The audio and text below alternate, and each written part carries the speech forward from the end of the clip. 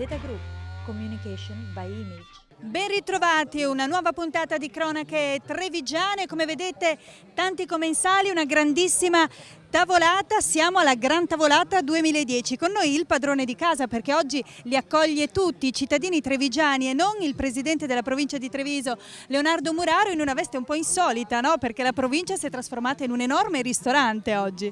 Buongiorno a tutti. La provincia, l'ho sempre detto, la casa dei trevigiani è il Sant'Artemio.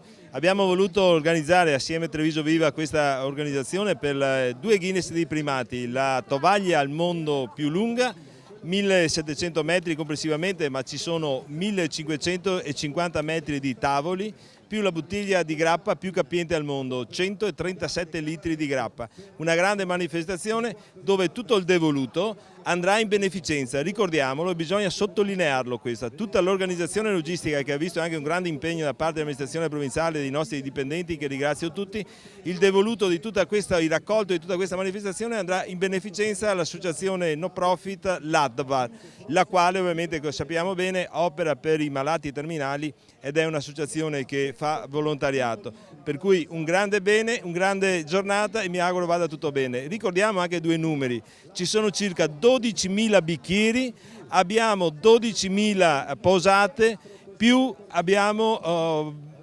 18.000 piatti a disposizione per tutta la grande tavolata, per cui credo che anche questo sarà un grande record. Giustamente, si calcolavano più di 6.000 persone, quindi essendo che la gestione è affidata ai ristoratori trevigiani, ci saranno tutti i cambi, tutti i piatti, vedo un sacco di camerieri, di personale, soprattutto c'è tutta Treviso, c'è tutta la città, chi è seduto a tavola e chi invece è venuto a curiosare e si gode il parco di Sant'Artemio.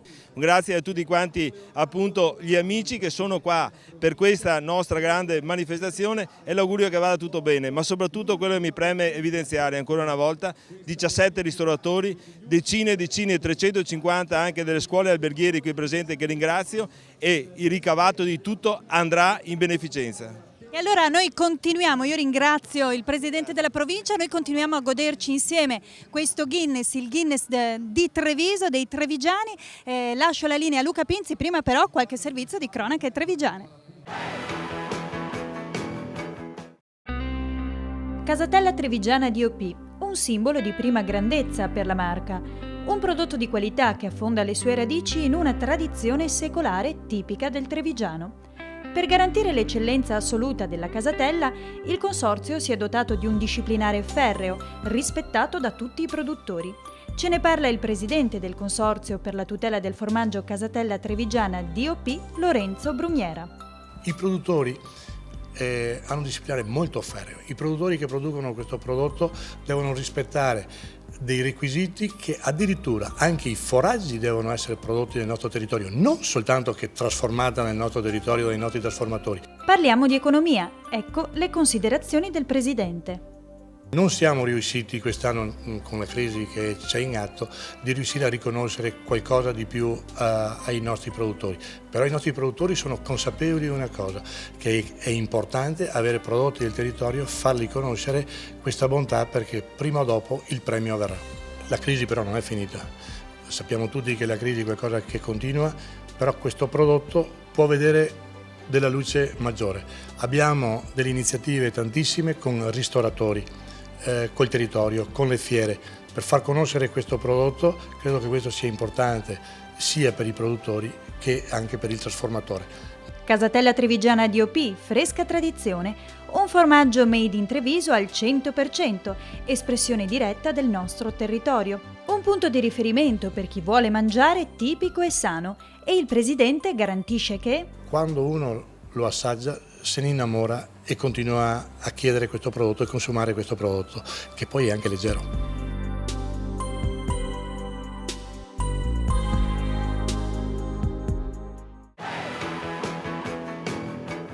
Tanti i prodotti di nicchia. Nel Trevigiano c'è un comune che si piazza al primo posto in provincia per la produzione di bovini da carne.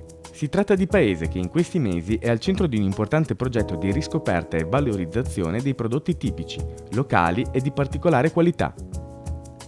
Novità di quest'anno, annunciata nel corso di un talk show dedicato proprio al comparto zootecnico, una particolare collaborazione con Slow Food, che nei prossimi mesi proprio a Paese porterà una novità.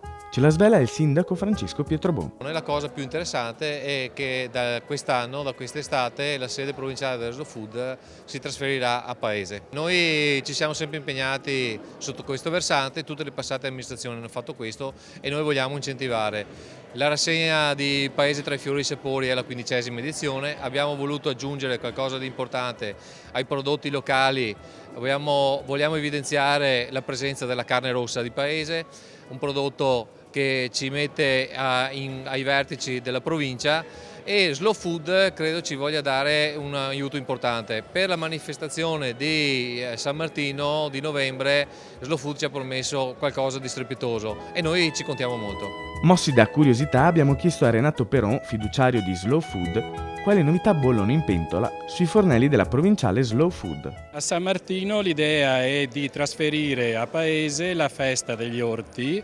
San Martino è la chiusura dell'anno agricolo, quindi far coincidere la nostra festa degli orti in condotta con la festa di Paese, e quindi una sinergia importante per poter, potenziare entrambe le cose.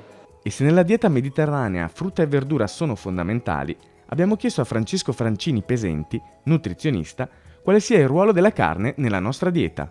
La carne sta alla sana alimentazione come un elemento importante, un complemento fondamentale per una corretta alimentazione, con l'attenzione però di non mangiarne eccessivamente, magari non tutti i giorni, 2 o 3 volte alla settimana, possibilmente scegliendo carne di qualità, possibilmente scegliendo carne prodotta a livello locale, a chilometri zero, così avremo anche delle certezze superiori sul produttore.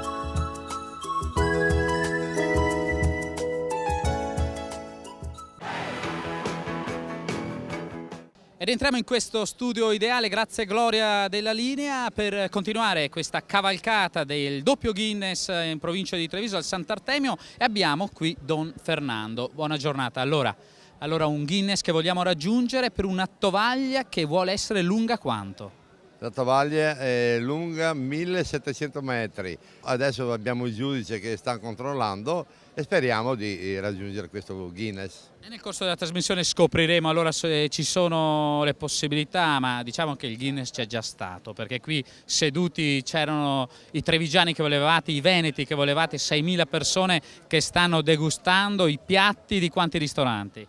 Abbiamo 34 ristoranti che abbiamo suddiviso in 17 postazioni che stanno dando il loro, mettendoci da tutta la loro professionalità per servire questi prodotti trevigiani, dalla marca trevigiana a chilometro zero soprattutto. Un sogno che si avvera, una soddisfazione. Tu questo Guinness di mettere così tanta gente attorno ad un tavolo ce l'avevi da tanti anni, no? Sono andato a Valeggio sul Mincio, sono andato a mangiare sul ristorante e c'era scritto che Valeggio sul Mincio ha il Guinness del mondo della tavolata, che loro hanno fatto il Guinness con 2 tavolate da 500 metri e con la presenza di 5.000 persone. Allora io ho detto, perché noi non possiamo fare di più? E allora la notte non ero capace di dormire fino a che per caso è venuto a mangiare il signor Cararetto, e io ho detto per caso, ascolta... Di professione fa tessuti, no? Fa tessuti, fa appunto tessuti per la ristorazione. E ho detto, ascolta, perché non mi fai un favore, vorrei fare il Guinness primati, non mi regali la tovaglia? E lui sorridendo mi ha detto, Fernando, te la faccio volentieri, io non ci credevo neppure. E da lì partì allora questo sogno che si sta avverando. Tra poco con altri protagonisti cercheremo di capire allora se il giudice da Londra, che è direttamente qui, darà il benestare. Don Fernando, grazie davvero. Grazie. Vogliamo dare proprio un altro saluto a chi ci ascolta?